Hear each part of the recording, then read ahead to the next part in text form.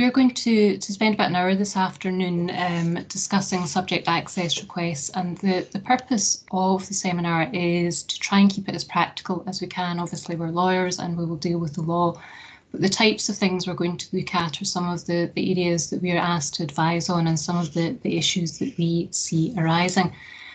So myself, Paul Motion and David Gray are going to spend the next hour or so just going through some of the issues that are coming up. If you've been to one of our seminars before, you will usually know that we take questions throughout. Just because we're doing this as a webinar, we would ask that you put any questions into the chat and we'll get them at the end. Hopefully we'll have time to get through everything. And if we run out of time for any reason, then we can certainly come back to you with an email follow-up. We are recording the webinar this afternoon, so if any of you would prefer not to be recorded, please do just switch off your camera and we certainly won't be offended. But it will be available for viewing at a later date. So just by way of brief introduction, many of you will be familiar with BTO's data protection team, but we advise on both contentious and non-contentious data protection issues. We do have a proven track record of successful data protection litigation. We have litigated cases both in court and at the Information Tribunal. And to date, we're still the only UK legal team to have successfully overturned an ICO data fine. And that was for £250,000, so not an insignificant amount of money. But we advise also on a variety of issues. We draft contracts, we draft policies, we advise on compliance matters. We also advise on marketing, the privacy and electronic communications regulations. So if you're sending out email updates or newsletters, we provide advice on that as well. But a big part of what we do is helping organisations with subject access requests and how they respond to those requests. And obviously that's what we're going to focus on for this afternoon's purposes. Just a very brief word on GDPR and Brexit before we get on to the substantive stuff. Obviously most of you will know that GDPR was an EU regulation.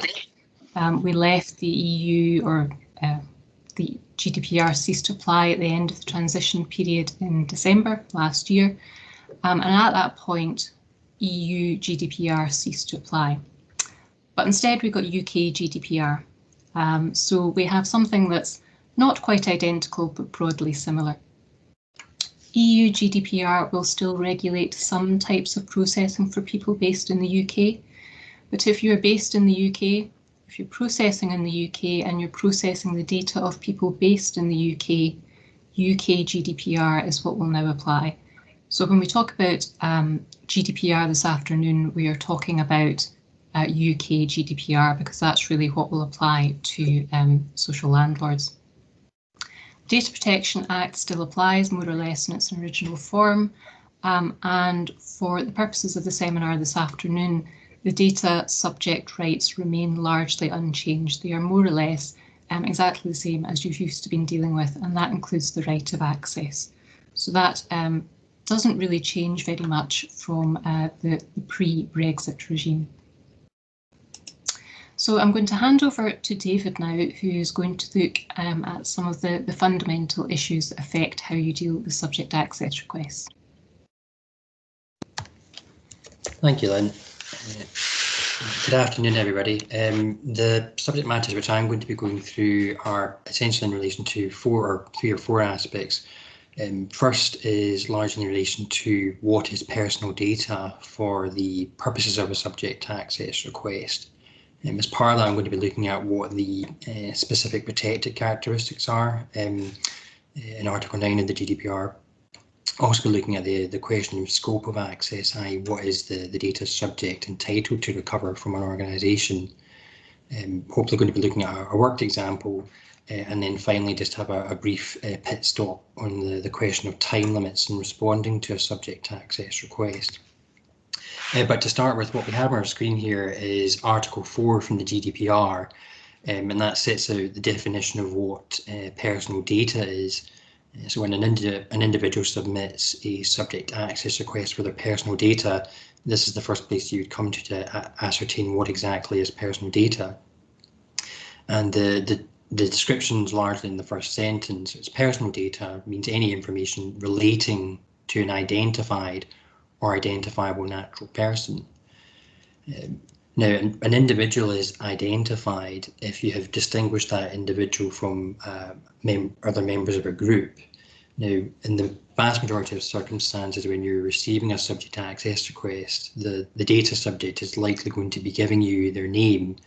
Now, needless to say that the name alone is not usually sufficient of itself sometimes to notify you as to what data is likely being requested here. I mean, take for example, in an organisation, if you have a request from an employee, say David Jones, asking for his information, it may be sufficient information of itself to allow you to recover the data on that employee. But if you've got more than one employee with that name, then you need other identifying information to be able to respond to the request. Alternatively, in the context of social housing, if you have an individual asking for records of their nature, it may be the case that you need an address from them. In the vast majority of circumstances, when you're receiving the subject access request, it's likely going to be the case that you have the name and also the other identifying information to allow you to determine who the data subject is. But in certain instances, it may be the case that you do not actually get a name provided for the data subject, but just because there's no name provided by the individual or those requesting information does not necessarily mean that you're not able to identify the data subject. It may be that from other pieces of information which are provided that you are able to identify the data subject in question. Now, one of the examples which the Information Commissioner's Office, the ICO gives is this example. A tall elderly man with a dachshund who lives at number 15 and drives a Vauxhall Corsa. Now, there's no name there, but there may be sufficient information from the data controller receiving that request to know who the information is being requested for. Maybe somewhat of a red herring, though, in the context that the majority of cases you will be receiving a name for somebody, but it's just to give you a context of what the ICO is certainly thinking of when it's talking about other identifiers, possibly allowing you to identify the data subject. Now, the other part in the slide there talks about personal data relating to the data subject. Now, often it will be clear what or where data relates to a particular individual. However, sometimes that is not so clear. Data which identifies an individual, even without a name associated to it, may be personal data where it is processed to learn or record something about that individual. It may also be personal data where it's data which is used to and would have an impact upon that individual. Therefore, data can relate to an individual in a number of contexts. Now, for example, I suppose the stock standard ones may be something like data at GP practice being your medical records, or alternatively, employee records within an organisation. In some respects, those are maybe more straightforward because you would have the name of the individual in question. But if you're ever in a situation where you're considering data and as to whether it's caught by the subject access request, and the question you're asking yourself, is this personal data?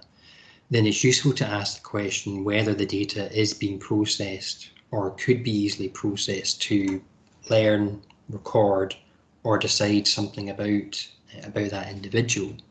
If that is the case, then you likely are dealing with personal data and subject to what the subject access request is seeking, it likely would be disclosable. Now, the next point I wanted to go on to address was in relation to Article 9 of the GDPR. I'll just see if I can change the slide.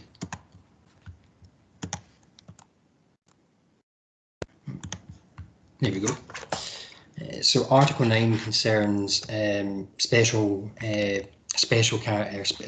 categories of data, and And in particular, some of the certain characteristics are outlined in the slide there. So, for example, data relating to an individual's race, sexual orientation, potential in relation to their political beliefs or their religious beliefs as well.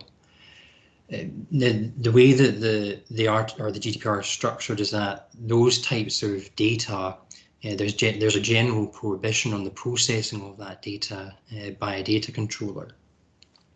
But in order to allow that data to be used, the way the GDPR is structured is to allow for exemptions for the processing of those special categories of data.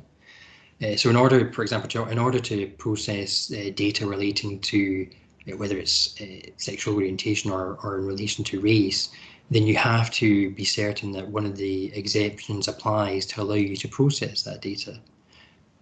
The most standard exemption that's applicable is consent from the data subject. So if, say for example, one of the tenants for one of the housing associations confirms that they're content for the housing association to process the special category of data, then that gives you a sufficient exemption in order to process it.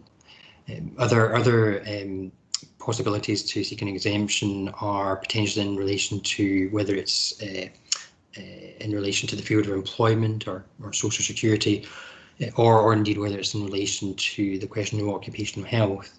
Nonetheless, as soon as one of these protected characteristics, which you see on the screen, if data comes up relating to that, and your organisation is processing it, you need to be certain that you have a sufficient justification to do so.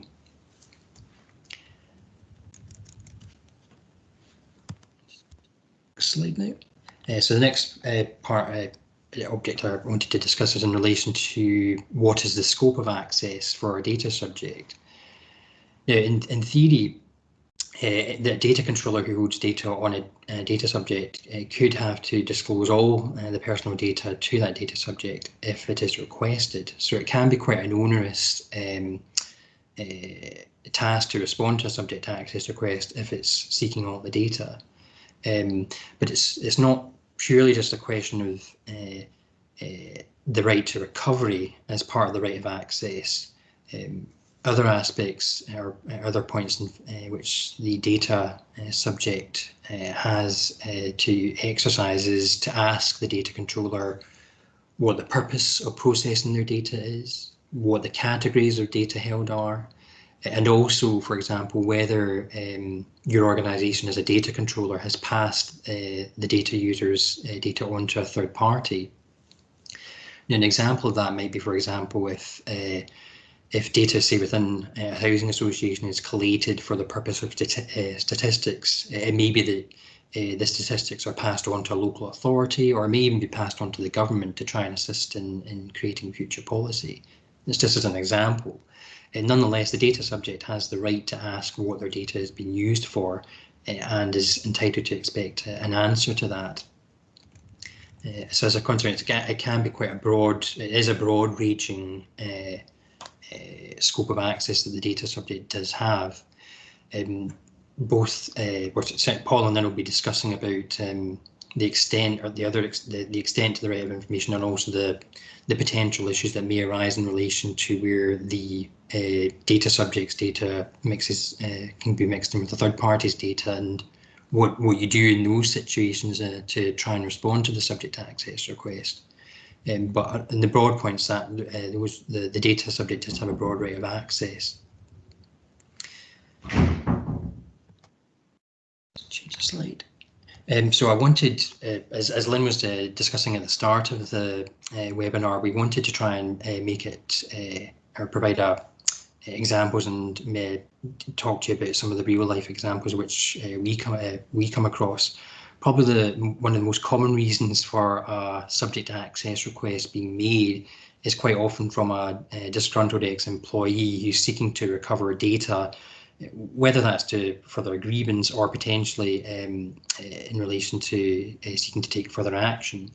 But it is quite common for them to seek further information. It may be that the former employee only asks for data for a fixed amount. It may just be them seeking all emails that they've sent or that they received in the course of their employment, or it could be as broad as them seeking the entirety of the personal data held by the organisation that they used to work for, which then leads us to the question: what should and what should not be produced in response to if it's a request for the entirety of the data held by the organisation, what should and should not be produced. I suppose as a starting point, one of the stock standards which would come to our mind is potentially any email sent or received by that former employee.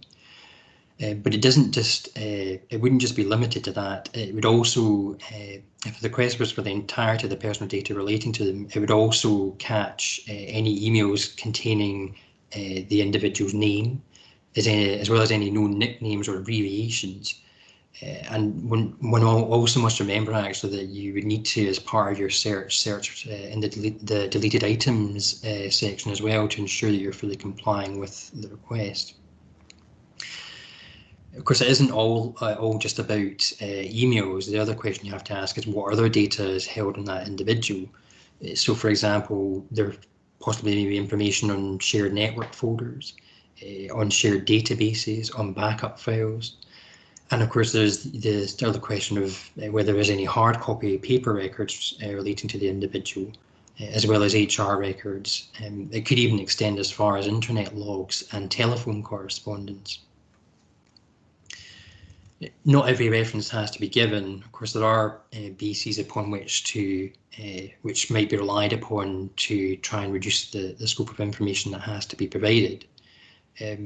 However, it generally is the case if the scope of the data request is as wide as seeking all the personal data on them, then if you ask yourself those questions, is the data with which you're dealing going to affect your learning or the recording of information which may have an impact upon that individual, then the likelihood is you're going to have to disclose it, even if it may be unfavourable to your organisation or may contain any comments which may not reflect well. The one example which I did want to address, because I thought it might be relevant in the context of a social housing organisation, is the question of minutes from meetings, because I suspect that they're quite frequent. But the question as to whether the minutes of a meeting are recoverable will largely depend on how much discussion there is regarding the data subject in question. The likelihood, though, is that if there is a discussion in relation to the data subject, that it would count as personal data and would be recoverable. In a more specific context, though, I wanted to talk about, and going back to the example of our disgruntled employee, it's likely that there's probably been some disciplinary hearings in relation to the employee in the run-up to their dismissal, or certainly there may be some records regarding the discussion of the employee. Now, if a disciplinary meeting is held, then the likelihood is that everything discussed at the meeting is likely to contain, or is likely to be personal data about the individual in question. So this would include statements of fact about the individual. It could also relate to discussions about the employee's behaviour, opinions about the employee, and statements as to any proposed disciplinary measures about the individual. It's likely that the minutes of the meeting would be considered personal data if the subject access request is seeking recovery of that. If the information is clearly linked to the behaviour, condition or activities of the individual in question. Problem which arises, though, is whether, given there's a disciplinary hearing, there's likely to have been other individuals at that meeting, and the question as to whether is their data disclosable to the subject, and that rather gets onto the question of how do you deal with data where the data is a mixed situation of both data of the subject seeking the information, but also data of a third party. I know that Paul's certainly going to be addressing that later, so I'll leave Paul to discuss that matter, but it's certainly a consideration which you have to take into account. One other example which I had potentially thought about was the context in which a lot of subject access requests for social housing, I suspect, is probably from neighbours or in relation to neighbour disputes. And of course, the subject access request is really only it's only for rights held by the data subject in question. So a request from a third party is straight away going to create difficulties. But again, if it does raise issues of mixed data with a third party, then that's another aspect which would have to be considered. So going back to the original question, what is personal data, or how do I decide whether something is personal data or the data subject? Basically, it means any information that is or has been used to learn or record something about the individual, make decisions about the individual, have an impact on the individual, and give information or an opinion about him. So the example of the disciplinary hearing there. If you're still in a context where you're processing or going through information in response to a subject access request, and you're still unsure as to whether the information is personal data or not, what the Information Commissioner recommends is that you do just treat it as personal data. The reason being that the Information Commissioner takes a view it's better to be safer than to be safer, and in any event, the data probably will need protection just in case it does end up being deemed to be personal data. So the priority there would be keeping the information secure and protecting it from inappropriate disclosure. The final thing I wanted to deal with is really the question of time limits and responding to a subject access request. Now, the period to respond to subject access requests is 1 calendar month, and the time starts running from the date you receive the subject access request. Now, there are grounds upon which to seek an extension of the time limit, but they are rather constrained. As we set out in the slide there, you can take an extension of 2 further months, but generally the grounds which you can do so are in relation to complexity. So it may be in relation to the complexity of the request, or it may even be in relation to the complexity of the documentation and having to sort that out. But in either event, that's potentially one ground. Another ground may be that the data subject has made numerous requests to your organisation in a very short period, which will require you further time to respond to each of those. However, if you are going to extend the time limit, you have to do it during the first month within which you receive the subject access request. And when you're advising the data subject of an extension, you should do so in writing and set out the reasons for your extension, just so that they've been given fair notice for the basis of the extension. So in the space of 15 minutes, that's hopefully covered a lot of ground. I will be passing over to Paul now, who will talk about some of the requirements in relation to subject access requests.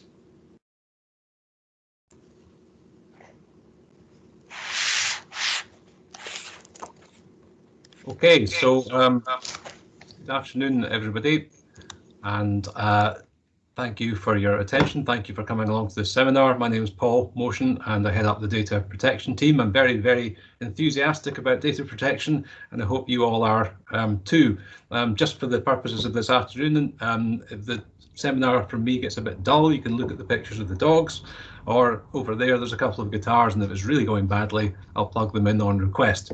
But in the meantime, I've got a few slides just to run through on the nuts and bolts of subject access requests. We spend a lot of time advising our clients on how to deal with subject access requests. We've had some fairly nightmare situations where the subject access requests have been presented as a spreadsheet. And as you'll see from the slide, there's no particular form for a subject access request. You have got to train your staff so that they understand that they're getting a subject access request. You can even have a verbal subject access request, although I mean, to me that's academic. I mean, who in their right mind is going to make a verbal subject access request? Everybody's a keyboard warrior. Everybody wants to batter out an email and set out their position, so they'll always come in as writing, but they can be made verbally. Now, in relation to charging, it would be lovely if you could charge the data subject for responding to their requests.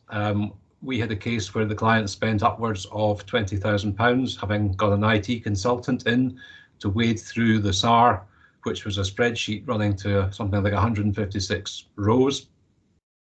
But you can't make a charge, unfortunately, unless the subject access request is manifestly unfounded or excessive. Interestingly, manifestly unfounded and excessive would also be a reason to chuck out and refuse the subject access request, but it's a very brave data controller who would take that course. So unfortunately, unless it's unfounded or excessive, you'll be picking up the tab. The data subject is also entitled to come back to you as long as there are reasonable intervals. They can't deluge you with repeat requests, but of course we're in lawyer territory, so as long as there has been a reasonable interval, that's fine. How do you calculate the fee if you can charge it? If it's one of these rare occasions where you can charge, well, you should have some basis of working out the cost of your support staff. In local government, as many of you may know, there used to be an hourly rate of something like £15 an hour, so don't be expecting permission to make excessive amounts of money or charge for solicitors to be wading through your files. You might have to pay that. You're not going to recover it from the data subject. You are allowed to take reasonable measures to identify the person making the request. We've got a case on at the moment where the person has refused to give us any identification. He's also refused to give us his postal address, although he says he wants the documents posted to him. So at the moment, that's not going anywhere, but it's not unreasonable for you to ask for identity verification, though, as ever with data protection, you have to do it sooner rather than later. You can't wait until day 29 and then decide, or day 28 and decide that you don't know who it is. If you are asked for replacement copies, you are also entitled to make a charge if you've already supplied something. So the law isn't quite as much of an ass as that. You are allowed to charge a fee for effectively replacement copies. The law also says that you can ask for clarification of the information that's being sought. I mean, if you're processing a large amount of data about individuals and you have a big file, you're not expected to guess what they're after. You can go back and ask for clarification. Now, this was a bit contentious. This all got a bit messy at the end of 2019 because up until the end of 2019, data controllers, if they were Machiavellian enough, could play games with this and could string out the requests for clarification. They could make unreasonable requests, and they weren't obliged to start the clock running again until all the information they'd asked for had been provided. So the ICO, end of 2019, said, right, we're tearing that up, and you cannot delay at all, even if you've made a request for clarification, and even if that request was reasonable. And there was a bit of an uproar about that. So the compromise position now is that you can ask for clarification if you genuinely need it to carry out a reasonable search. So there's the good old lawyer phrase again, reasonable search. So that's the current position. You may ask for clarification if you genuinely need it, and only if you need it to help you carry out a reasonable search. So good luck with that one. So what's the data subject entitled to in terms of subject access? We all talk about subject access. What are they entitled to know? Well, there's a whole string of information that they're entitled to know, and possibly, probably, this should all be in your privacy policy anyway, and it might assist them. It might narrow down their SAR, but a lot of this should be in the privacy policy, so I'm not going to spend much time on it, but this is the list: the purpose of the processing, the categories of the data, who's receiving it, and whether they are in third countries. Of course, that's contentious at the moment because the UK is awaiting its adequacy decision from the European Union, and I read in the press yesterday that it's all very exciting and we're just about to get an adequacy decision. At the moment, it's okay for us to send data to the EU, but receiving it in the other direction is currently only covered by a piece of sticky tape, a transitional provision, but we are hoping to get a proper adequacy decision from the EU very, very soon. Position in relation to America is still up in the air because, as you may know, the privacy shield that used to protect these transfers was struck down by the European Court last year. So not sure what's going to happen there, but for the EU transfers, fingers crossed this week, we should have some good news. You're also supposed to disclose the period for which you're storing the data, and there are various rights that you have to tell data subjects when you start collecting their data, and it's including their right to complain, right to request rectification, and if you're using automated decision making. It's all really about, you'll know as data controllers that you're bound by the principle of transparency, and you should really be telling the data subject all this before you start processing their data, but this is the sort of information they can request. So who can make a subject access request? Well, obviously the data subject themselves can do it. It is legitimate for a third party to do it.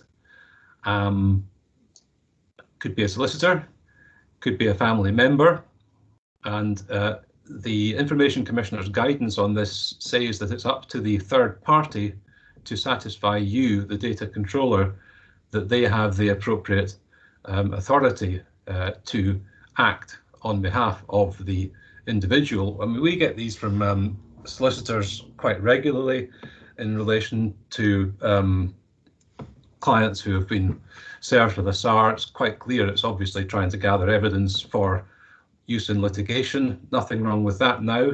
There was a line of authority developing that you couldn't use subject access to go fishing, to try and dig up information for a potential court case. That line of authority has gone. I think Lynn might be touching on it later, but anyway, up to the third party. If they say they represent someone else, they've got to prove that to you, and most solicitors will give us a mandate signed by the data subject. One thing I wanted to cover was children and whether children can make subject access requests. And if we were doing this seminar live, I would be saying hands up those who think that children can make subject access requests, and then we would do a show of hands, but I can't do that today, so too bad. But the bottom line is the law presumes that children of age 12 and above are able to understand data protection law. You may think that's quite smart for a 12-year-old, but that's the presumption. That doesn't mean that a child under 10 can't also exercise data protection rights if they're sufficiently intelligent and aware to understand them. And if they can understand, notwithstanding they're under the age of 12, then they are entitled to make a subject access request in their own right. So what the Information Commissioner says, and I'm not quite sure how you would check this, but the Information Commissioner says you should consider whether the child is mature enough to understand their rights. If the request from a child and you're confident the child understands their rights, then you should respond directly to the child. You may, however, respond to the parents if the child authorises this. Now, I'm not making this up. I'm reading this off the screen from the ICO's guidance. And it's just to say that children under 12 do have rights, and they could make a SAR on their own if they wished. It needn't come through the parents. Anyway. So there are some exemptions to subject access requests. First one obviously goes back to what David was saying about the definition. The data has to both identify and relate to the individual. So there's two components, or it's not personal data. I'll come on to a separate slide about third party and mixed data in a moment, but there are other exemptions that you might obviously just recognise and expect. If you can assert some sort of protection of the public, you can decline the request. That would be a pretty exceptional, I guess, exemption for the social housing sector to be using. If you've got communications with your solicitors, then obviously they are protected by legal privilege. If you are in negotiations with the data subject, then they're protected in relation to your intentions. And then there are other exemptions to do with health, social work, education, and child abuse data. It would take a long time to go through all of those, but those at least are the headlines. So just bear those in mind if you receive a subject access request. As I said in the previous slide, what do I have to hand over? Well, you have to hand over personal data if you're satisfied it is personal data. And I thought I would highlight just a small part of the 2018 legislation. In my humble opinion, Data Protection Act 2018 is a dreadful piece of legislation. It is long, it's inscrutable, it is very, very hard to follow as compared to the predecessor, the DPA 1998, and we all mourn its passing on a daily basis. But tucked away in the DPA 2018 is this interesting provision saying that when you're deciding what information to hand over, and that information is a document that concerns another individual, you have to take account of the type of information that would be disclosed. Now, I thought that was an interesting wording, and it's not entirely clear what the legislation is getting at there. It's a judgment call on the part of the data controller, but it could be, for example, whether the information is particularly sensitive information or whether it was confidential information. We really, since this is such a new provision, we don't really have any guidance as to how it's going to be applied. But I just thought the wording was extremely interesting, that you are entitled to bear in mind the type of information that you're handing over. Just looking at my notes to see whether there's anything else that would help you with this. Possibly if that information is provided by is subject to a confidentiality agreement, for example. We're waiting to see how the law develops on this, but I thought I would make you aware of that provision. Now, David has mentioned on about 4 occasions that I would talk about mixed data. So I'll talk about mixed data. And what I mean here, of course, is when you've got personal data that includes reference to someone else. And we have guidance from the courts on this, which I'll just try and get back on my screen in a minute. But this was a case called DB against the General Medical Council in 2018. And so it was under the old law, but the reasoning I think is still valid. And the doctor had been subject to disciplinary action, and the GMC had had a report done on the doctor in relation to evaluating the disciplinary process. However, the patient who was suing the doctor said, well, that report has got to be relevant to me because it says it's discussing how the doctor treated me. So I want a copy of that report. And the GMC said, well, we're not handing it over because it was for our disciplinary process. So it went to court, and the court ruled that their starting point is there's no, just because someone else is mentioned in the document, just because it's mixed data, there's no starting presumption that it shouldn't be handed over. And I mean, where the court got to, I'm not sure how helpful this really is in practice, but where the court got to was that the question is, was it reasonable in all the circumstances to comply with the subject access request without the consent of the other party? So, you know, not totally clear, shall we say, but helpful at least to know there's no presumption against non-disclosure. and it remains to be seen how that will be applied in practice. I mean, I think the other thing I should say, and I think I probably touched on it earlier, is motivation is completely irrelevant. It doesn't matter if the other person is fishing around for data to start suing you. If it's their personal data, that's not a relevant consideration the courts have held. So let's see how the time's doing. I think I'm now handing over to Lynn, is that correct?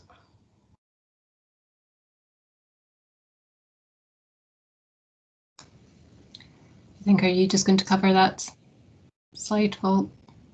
Yeah, okay. The where do I look slide, David mentioned this before. Well, I can do that. I thought you were going to speak about amending data. Sorry, that slide's disappeared off my screen, Lynn. You can just take it from here. I can pick up from there.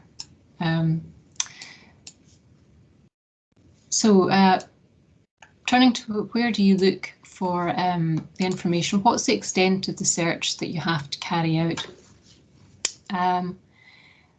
Obviously, the information that you have, the request is being made to you as a data controller. So when you look for the information that you need to provide, you are considering the systems that are operated by you as a data controller. So for the purposes of dealing with hard copy information, files that you have in filing cabinets, that's quite straightforward and easy to address. But it's slightly more difficult when you're considering emails and email accounts and social media. But you need to look at the information that is controlled by you as an organisation. So for the purposes of emails, for example, that would be an email account that's operated by your particular organisation. And generally speaking, that doesn't include email accounts that are used, personal email accounts that are used by staff. But we do get questions in quite a lot of situations about whether or not a request needs to be made of staff to search their own email accounts. And the answer in general terms is no, because you're not the data controller in respect of that information. However, there is a slight caveat to that, and that is if you suspect that staff do have personal data on personal accounts about the subject, and they have got that by virtue of acting for your organisation, then in those sort of circumstances you would also need to make that request of them to check their own systems. Now obviously you can't do that centrally, you're relying on them to cooperate with that, but you should be making that request. And in practice where that arises most tends to be for board members who don't have their own organisation email address. They're using their iCloud or their Hotmail email account, but they're talking about board members, board matters, and will have some personal data on that. As Paul mentioned, you are entitled to clarify the request. If it's not clear that a subject access request has been made, then you can also ask the individual to clarify that they are actually making a subject access request. And quite often what we get, particularly in the context of requests from members of staff, is a request for a particular set of minutes of a meeting or a particular copy of a report. And if it's only that, it might not be clear from the context that they are actually making a subject access request. So you are entitled to go back and ask them to confirm that they are making a subject access request for their own personal data. But once you've established what it is they're asking you to produce, what is the extent of the search that you need to carry out?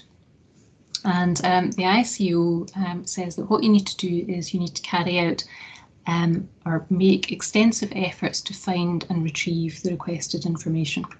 Now, what is that? What is an extensive search? Sometimes that can be quite easy if you're not processing a huge amount of data about a particular individual. But if you're processing a large amount of personal data, that can be much more difficult and it can be much more time consuming and expensive. And one of the questions that we often get is, well, say you've got a subject access request from a member of staff. This member of staff has worked for you for 10 years they send emails on a daily basis. Do I need to look through every email that they have sent, every email that they have received, to see if it includes their personal data? And that can be a difficult call to make. It does depend on the circumstances. But broadly speaking, if the individual has used their email account for work, for day-to-day business, then you don't necessarily need to read every email just to make sure that it doesn't contain their personal data. If the individual has asked you to search specifically against a date range, then you should still do that. But it's not going to be a case of going through every email that they've ever sent. And the reason for that is that it's unlikely to be personal data because, as Paul and David have said, simply because an individual is identified, it doesn't mean that it's personal data. It has to relate to them as well. So if there's nothing personal about it, it's just the discharge of their duties as an employee, chances are it's not going to be personal data. The extensive efforts is caveated to a slight degree because the courts have held that while you need to make these extensive efforts, that doesn't necessarily mean that you're under an obligation to leave no stone unturned. So, for example, if you are served with a subject access request, you provide information in response to that request, and an individual comes back to you and says, actually, I was expecting something else, something more. I want you to search specifically for this piece of information about me. And if you carry out another search again and you're actually able to find that email, say, and produce it, it doesn't necessarily mean that there was an issue with the first search that you carried out, because the obligation is not an obligation to leave no stone unturned. You need to carry out a reasonable and proportionate search. What is reasonable and proportionate in the circumstances does vary. Unfortunately, that needs to be addressed on a case-by-case basis. One of the most famous cases in this was a case where Oxford University was served with a subject access request. They carried out an initial search and they were asked again to carry out a further search for more information. They carried out a further search and that involved searching over 500,000 emails, and it cost them over £100,000 to do it. And the court said that was a reasonable and proportionate search. So in some circumstances it can be quite easy, and unfortunately in other circumstances it can be very difficult and time consuming to carry out that search. So amending data after a subject access request has been made. As you know, you've got a month to deal with your subject access request, and the data that you hold may well change during that period. So from day one, the data that you hold might be very different to what you've got at the 30th day, say, when you're processing that data. And the general rule is that you shouldn't amend or you shouldn't delete or change data to avoid producing it. If you have data which is different at the point of responding to the subject access request, that's changed since the date when you received the subject access request, then you're only obliged to produce what you've got at the stage when you respond to the subject access request. So for example, if you've got an email system which deletes emails after a year, say, you're losing a day of emails at a time. So if it takes you 2 weeks to respond to a subject access request, you've probably lost 2 weeks of emails at the other end. And that's fine. That's not a problem if those changes have come about simply because you're carrying out your routine processing. You are deleting data in accordance with your data retention schedule. So that's not an issue. The issue only arises if there's a deliberate attempt to amend or delete data to avoid producing it in response to the subject access request. That definitely shouldn't be done, and in fact it is a criminal offence to do that, so be very wary of deleting or even withholding information on the basis that you don't want to produce it. Unfortunately, David mentioned that sometimes that does mean producing information that you would rather not. there's no exemption that applies, but it might be something that somebody said in an email that you would rather not disclose, but unfortunately that does have to be produced. But having said that, there are grounds for refusing a subject access request outright. Paul mentioned that I would touch on this, and the grounds where you can simply refuse a request outright are where the subject access request is manifestly unfounded or where it's excessive. You can, as Paul said, you can charge a fee if you do want to respond to it, but you don't have to, and instead you can refuse it. If you decide to refuse it, you still need to tell the data subject that that's what you're doing, so you do need to respond to them, but you don't need to provide them with a copy of the information. So subject access requests which are excessive are probably more easy to spot than those which are unfounded. And a subject access request which is excessive tends to relate to the frequency of a request made. If you receive a request which effectively repeats the substance of an earlier request that you have received and you've dealt with, that might tend to suggest that it's excessive. If you're receiving one in a very short period of time after you've dealt with the earlier request, again, another factor that might suggest that it's excessive. What the ICO will look at is whether a reasonable interval has passed, and that will depend on the type of information that you hold. So if you hold information that changes on a weekly basis, if you receive a subject access request for information, say 4 weeks apart, that might not be excessive if the information sought has changed. But if somebody is saying, well, I would like a copy of my data between 2008 and 2010, chances are that data is not going to have changed. It's a snapshot in time, and if you've already dealt with it, then there's potentially grounds to refuse it as excessive. Unfounded is slightly different, and it tends to relate to the purpose of the request. If an individual has no intention of exercising their data protection rights, then you can look at refusing a subject access request. They're easy to spot where it's in the context of a dispute, or whether they're obviously malicious, if they're targeting your association, if they're targeting an employee, if they are accompanied by accusations, or if there's a suggestion that if you do something, I'll withdraw my request. That would tend to suggest that it's manifestly unfounded. But you do need to consider each request on its own merits. Can't have a blanket policy. So while you do have the option of refusing them, you do need to look at each particular request on its own merits. Now, Paul said that the purpose of making a subject access request isn't taken into account when deciding whether or not the request is unfounded. There have been a number of cases that have been litigated in the courts, and the decision of the courts is quite clear. However, the Information Commissioner's guidance has changed on this slightly. And some of you might know that there was a subject access code of practice that predated the Data Protection Act, and it's recently been updated. So the old ICO guidance stated that the purpose for which a SAR is made does not affect its validity or your duty to respond to it.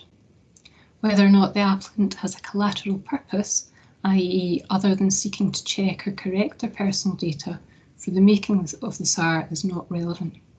So basically it was saying if the subject has a collateral purpose, it doesn't matter. If they are trying to get information that will benefit them in defending an action for rent arrears or avoid being evicted or in a grievance process, it doesn't matter. You still have to provide them with that data. But the new information is, from the guidance from the ICO has changed slightly, and it simply says now the purpose for which a subject access request is made does not affect its validity or your duty to respond unless it's manifestly unfounded or excessive. There's no mention of a collateral purpose.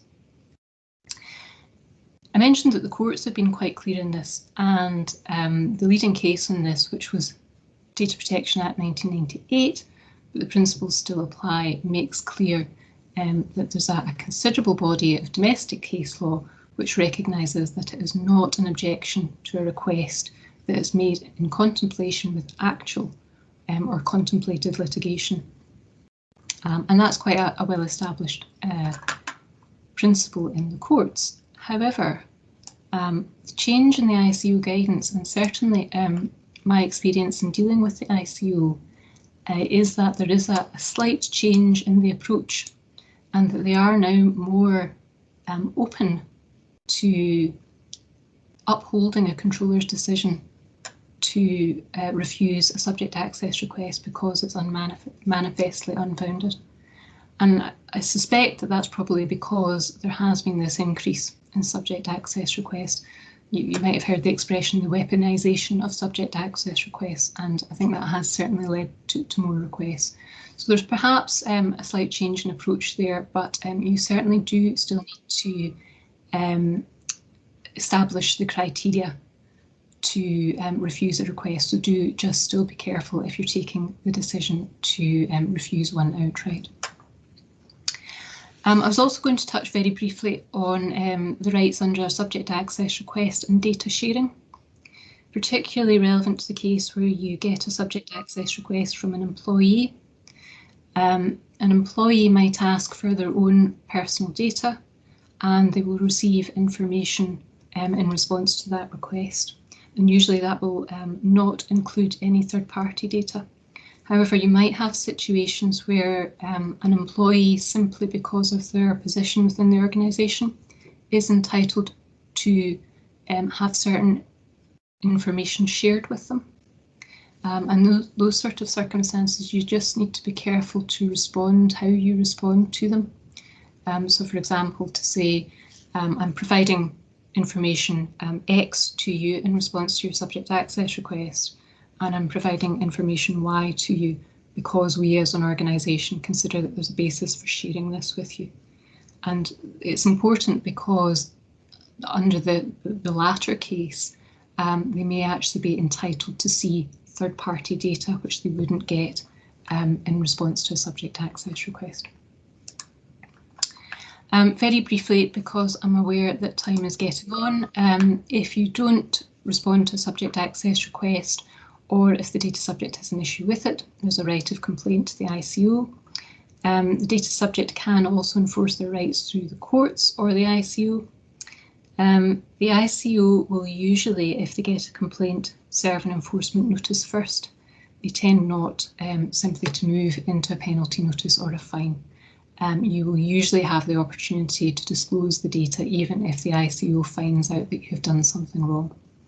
However, when you're responding to a subject access request, as a practical aid, it's very good to keep a copy of the data that you have searched through.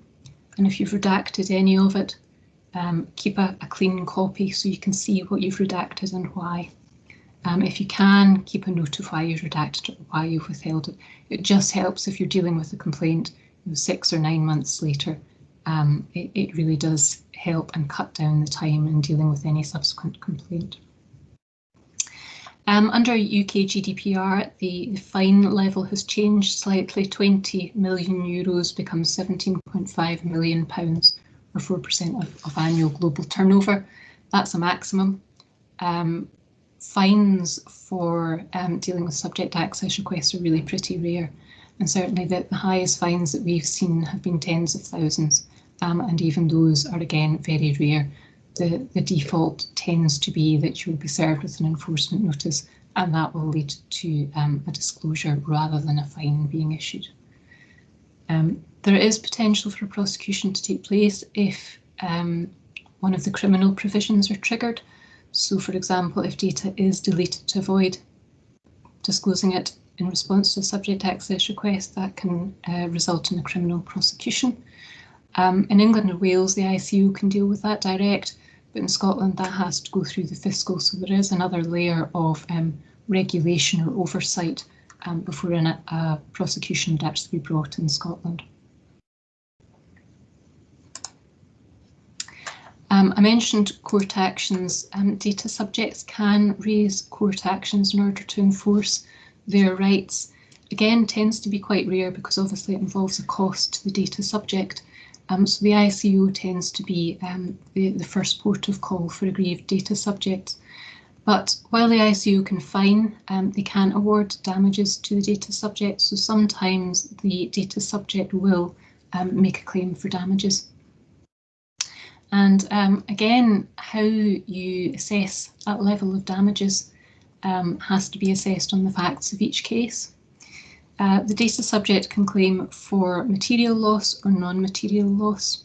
So if they're out of pocket as a result of a failure to provide them with information, they can sue for those losses, and they can also sue for distress. But you'll see from this case here, I've just put up the details of it. Individual actually received £1 for the breach itself and £2,250 for the distress. They tend not to be particularly high value claims because the cases in which material damage is caused are relatively rare. We are dealing with one just now which is pretty high value, but that's quite unusual. So happily for data controllers, actually having to deal with a court case or fend off a claim for damages is really quite rare.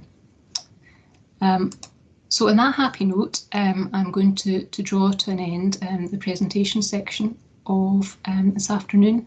Just going to say in passing that we do also offer outsourced data protection officer services.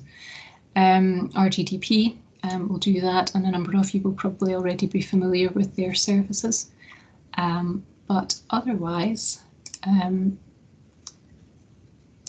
just see if we have any questions.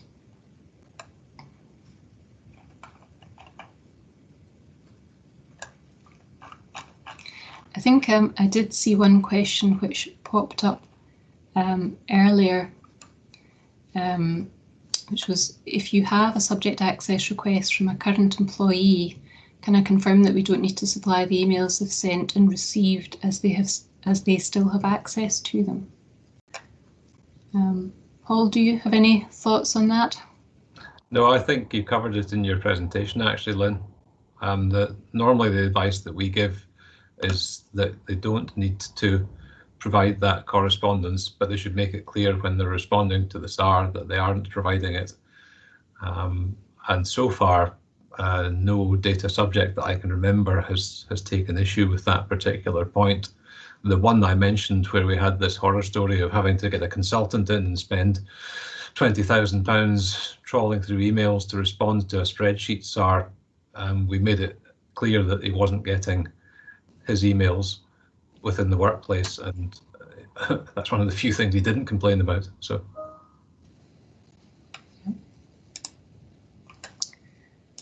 question there about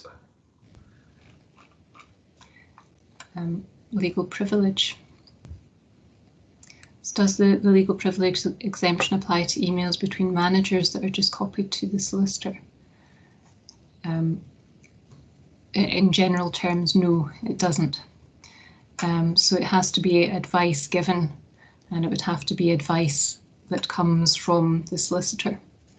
So even if you're copying in your solicitor to a particular email, don't assume that the legal privilege exemption applies. They're quite specific about not only correspondence with the solicitor, but advice from. And indeed, there was a case only about 2 weeks ago, the opposite way around, where communications from the client to the solicitor, which obviously the email itself was privileged, but it had about 15 documents attached. And they tried to argue that because these documents had been attached to an email between the solicitor and the client, all the attachments were privileged, and the court said, no, I'm sure that's right, isn't it? That's right. Yeah. It can be quite difficult to get that to apply, and it also applies to expert reports as well. So they are not necessarily privileged just because they're circulated internally.